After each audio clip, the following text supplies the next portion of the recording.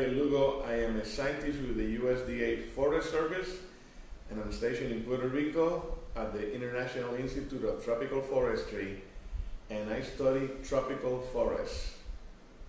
My curiosity is to find out if the tropical forests of Puerto Rico have changed as a result of human activity.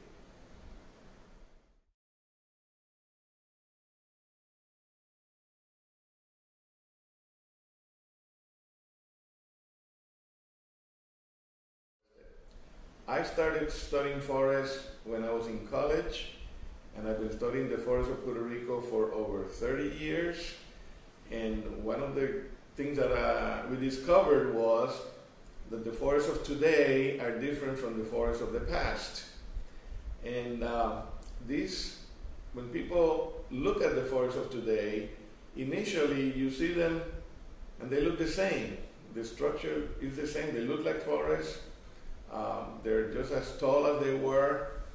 But when you look at them in detail, like we've been doing in our research, we find that the species combination of these forests has changed. And when we look even closer, we realize that many of these species are introduced species, what some people call invasives. And when you call a species invasive, that's sort of scary. Oh, they're invading the forest, these invasive species. Should we get rid of them?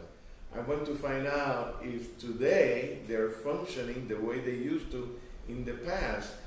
And I want to find out if the ecological services that my granddad used to get from the Puerto Rican forest are the same as we're getting today with these new novel forests. We call them novel because they're different in species composition.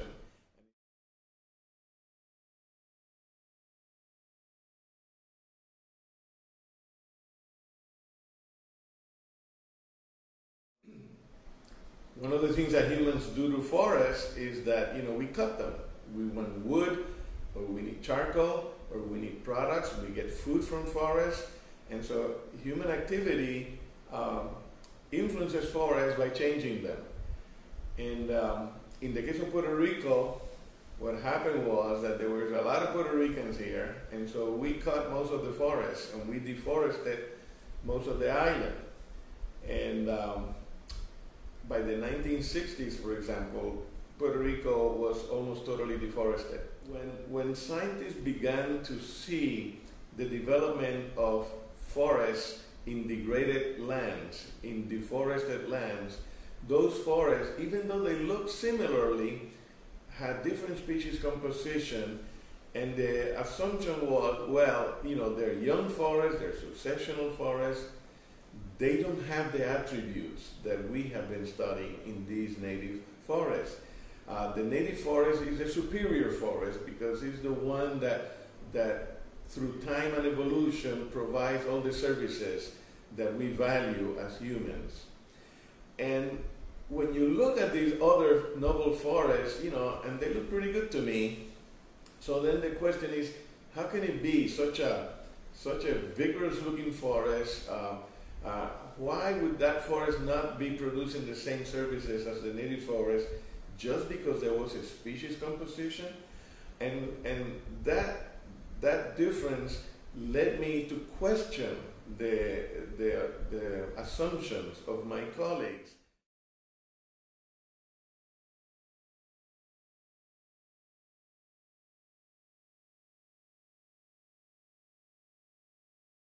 I think that the future, with human activity ever increasing in this planet, the future is a future of noble forests, and it is the responsibility of scientists to study the characteristics of these ecosystems that are replacing the native forests that we all loved and grew up with.